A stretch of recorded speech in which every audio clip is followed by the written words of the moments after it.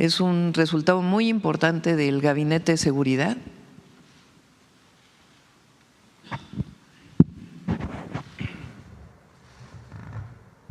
Y muestra de que la estrategia está funcionando. Son 4 ejes: atención a las causas, que tiene que ver con lo que explica Rosa Isela, pero además con todo el proyecto de la Cuarta Transformación, de atender a la gente de manera directa.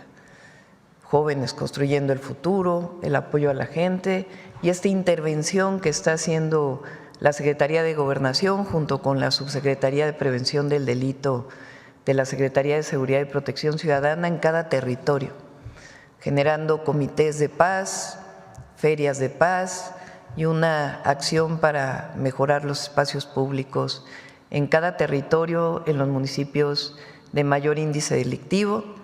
El segundo es el fortalecimiento de la Guardia Nacional y en los estados el fortalecimiento de las policías estatales.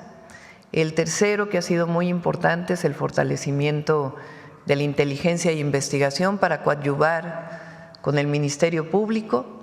Y finalmente la coordinación, 25.8% menos de homicidios dolosos de septiembre del 2024 a mayo del 2025. Bueno, ahora sí vamos a las preguntas.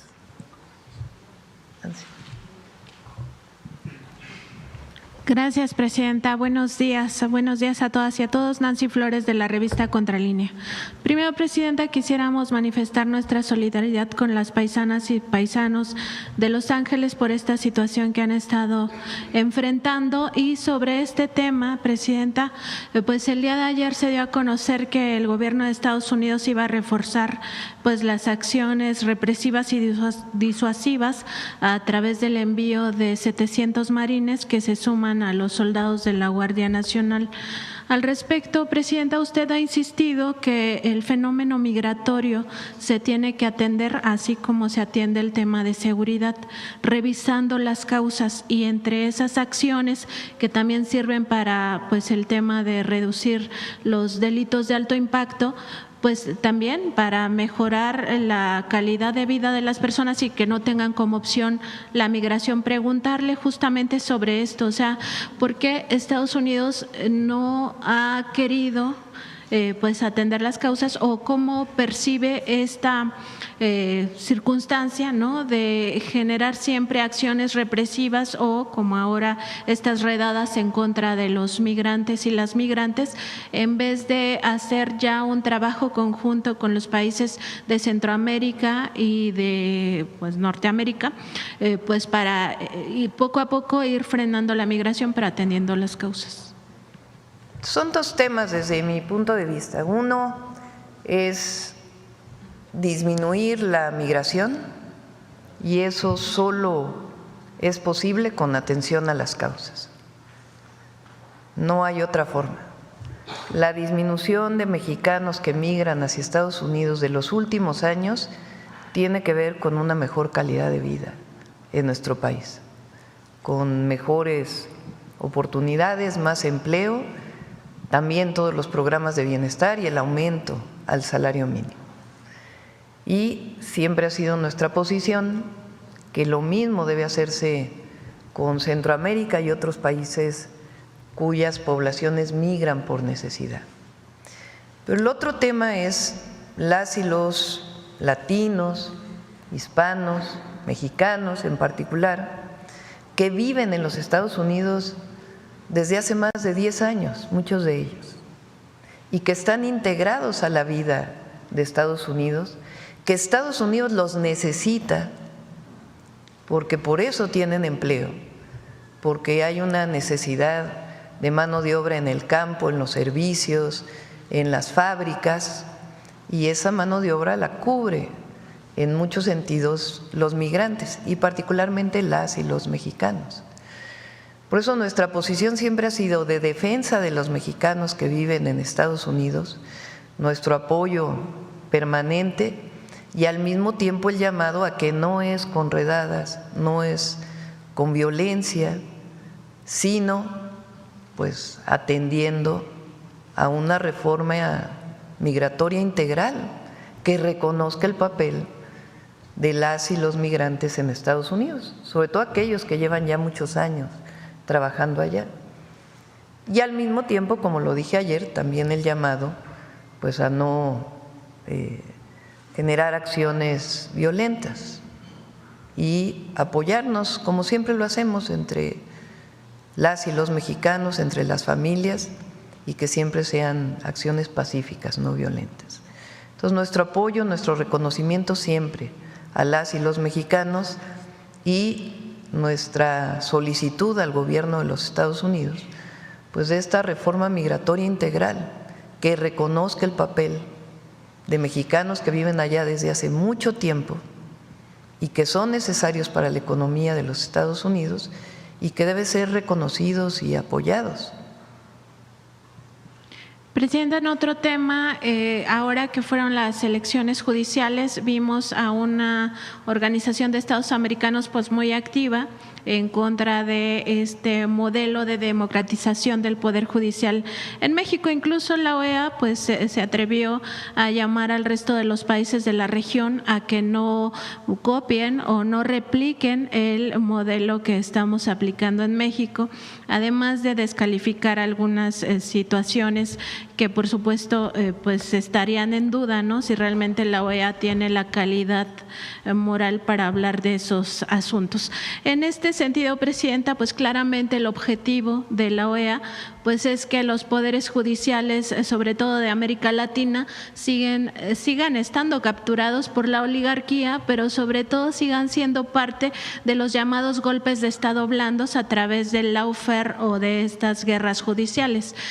Preguntarle, Presidenta, si no sería ya momento de que México pues se retire de la OEA, porque al final de cuentas acaba atacando permanentemente a nuestro país y a otros países de América Latina, y se concentre México más bien en pues en este esfuerzo de la CELAC, ¿no?, que sería pues más una organización más cercana a los intereses de los pueblos latinoamericanos y caribeños.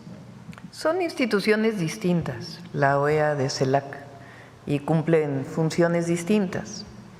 Sobre la publicación de la OEA, que pronto está por salir su documento final, lo que planteó la Cancillería, y lo retomamos, es que en las funciones está claramente establecido en los estatutos de la OEA la no intervención. Entonces, pueden venir como observadores y decir qué pasó el día de la elección, pero decir o incluso orientar a los países de América Latina que no vayan a usar la forma de elegir para definir a su poder judicial, pues ¿de dónde lo sacan? Si nada más estuvieron el día de la elección, todavía ni siquiera toma posesión el nuevo poder judicial para poder evaluar su funcionamiento. Entonces, excede completamente los estatutos de la OEA. Por eso esta carta que envía la Cancillería, que se envió una carta, y en estos días también se va a estar hablando con la OEA, porque no estamos de acuerdo con este posicionamiento que excede completamente su función y realmente pues entra asuntos políticos que solamente tienen que ver con las y los mexicanos. Pero entonces permaneceríamos como miembros de esta organización. Sí, no hemos considerado salir de la OEA y la CELAC cumple otra función. En otro tema, Presidenta, el día de ayer se dio a conocer que la Secretaría de Hacienda y Crédito Público pues pidió ya oficialmente a la Suprema Corte de Justicia de la Nación que el ministro Alfredo Gutiérrez Ortiz Mena no participe en las discusiones que van a determinar si tres grandes contribuyentes se les va a devolver los impuestos con intereses o no. Usted había hace unas semanas pues expuesto este caso de un posible conflicto de interés del ministro porque se desempeñó como titular del Servicio de Administración Tributaria cuando Felipe Calderón pues usurpó la presidencia, como ya sabemos. Preguntarle, presidenta, pues sobre este asunto, primero, pues si realmente creen que la Suprema Corte vaya a decidir que no participe Alfredo Gutiérrez Ortiz Mena, cuando hemos visto otros casos de conflicto de interés, y particularmente sobre este caso, si no sería pues importante que se investigue este posible asunto de conflicto de interés, si realmente se configura un delito de corrupción, porque eso es el conflicto de interés, es un delito de corrupción. Fíjense el caso, son empresas que cuando este ministro era director del SAT tienen que pagar impuestos y los pagan. Después se van al Poder Judicial y dicen, no estuvo bien que yo haya pagado estos impuestos porque no correspondía a lo que ellos definieron. O sea, los pagan y luego se van al juez para decir que me regresen el dinero porque no fue correcto que me cobraran estos impuestos. Ahora lo que quieren no solamente es que les regresen lo que pagaron supuestamente incorrectamente, sino que el SAT les regrese intereses de todos estos años. Totalmente ilegal, sin sustento. Entonces, primero, la Corte tiene que revisar, porque si, imagínense que sancionara a favor de estas empresas, se sentaría un precedente terrible. O sea, se pagan los impuestos, después se van al juez y ahora piden intereses de lo que pagaron. Pero además, quien hace el borrador de la sentencia es el propio ministro que fue director del SAT. Entonces, Hacienda pide que él se excuse de participar, pero además, pues la Corte no puede, bajo ninguna circunstancia, aprobar que se regrese el dinero con todo y intereses, cuando lo pagaron en su momento. Porque el contribuyente puede no pagar e irse si considera que es algo injusto, pero lo pagan y luego piden que se le regrese con intereses. Hay otro caso, por cierto, que mañana también se va a presentar en la Corte, que tiene que ver con pago de impuestos. Pues ese es el fondo de por qué el cambio en el Poder Judicial. Que haya justicia, es todo lo que se pide, justicia. Justicia también económica, porque al final esto justicia afecta. En el que quien tiene que pagar impuestos lo pague, como todas las mexicanas y mexicanos, como establece la Constitución. En otro tema, presidente, hace unas semanas le consulté de un caso que tiene que ver con la empresa Telcel, que cobra una fianza de 200 pesos a todos los que tienen planes de telefonía móvil y que no es reembolsable este monto, y por cada millón de usuarios o de clientes, pues estaría embolsando 200 millones de pesos. Ese mismo día que yo le consulté, la Profeco emitió un comunicado donde decía que estaba en pláticas justamente con Telcel para revisar este asunto y que tenía esta empresa que generar una propuesta donde no se obligara a los clientes a pagar esta fianza. Preguntarle si tienen algún avance y también si la CFE en algún momento pues masificará la telefonía móvil para que quienes pues no estén de acuerdo con estas características de esos planes puedan contratar con la empresa pública. Preguntemos a Iván Escalante para ver cómo avanzó lo de Telcel. Ahora viene la reforma en telecomunicaciones, a la ley de telecomunicaciones. Se abre la posibilidad en la ley de que CFE pueda participar en el mercado del usuario final. El objetivo fundamental que nosotros estamos buscando es que atienda las zonas más apartadas, donde no hay acceso a internet y a telefonía celular, pero que pueda ser una empresa rentable. Y entonces que pueda vender en otras partes en donde pueda tener los recursos suficientes para que haya acceso a telefonía celular e internet en todo el país. Ese es el objetivo de la empresa pública. Gracias, presidenta. Gracias. Y eso es todo por hoy, amigos.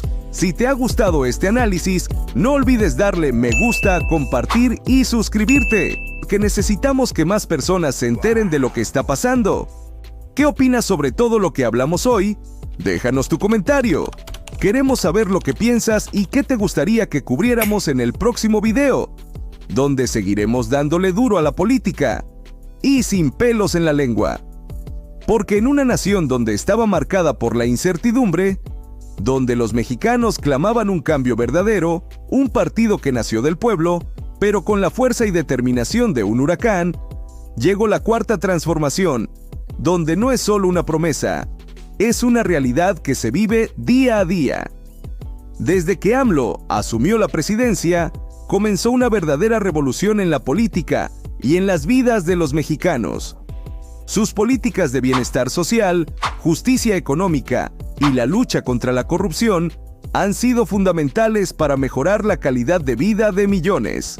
Y ahora, luego de que una mujer transformó la Ciudad de México y ahora luchará para mejorar toda una nación, con un poder imparable, una visionaria que ha dejado su huella en cada rincón y ahora bajo el liderazgo de ella, la doctora y presidenta Claudia Sheinbaum Pardo, que se ha convertido en una pieza clave para esta transformación gracias al gran cambio que ha brindado para la vida de millones de mexicanos. México está avanzando hacia un país más justo, equitativo y con mayores oportunidades para todos, comprometiéndose con un gobierno para el pueblo y del pueblo. Y no lo decimos solo por decir, sino desde los cambios profundos y beneficios para millones de mexicanos.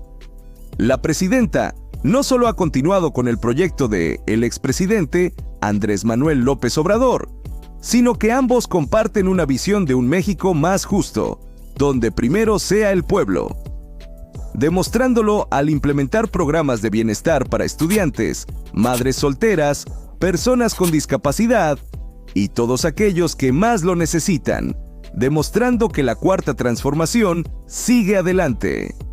El gobierno de Sheinbaum ha demostrado que es posible hacer cambios profundos, con transparencia y sin corrupción, creando un México más sostenible, seguro y con mayores oportunidades para todos. No hay vuelta atrás en esta transformación, y lo que estamos viendo ahora es solo el comienzo de un futuro aún más prometedor para todos los mexicanos.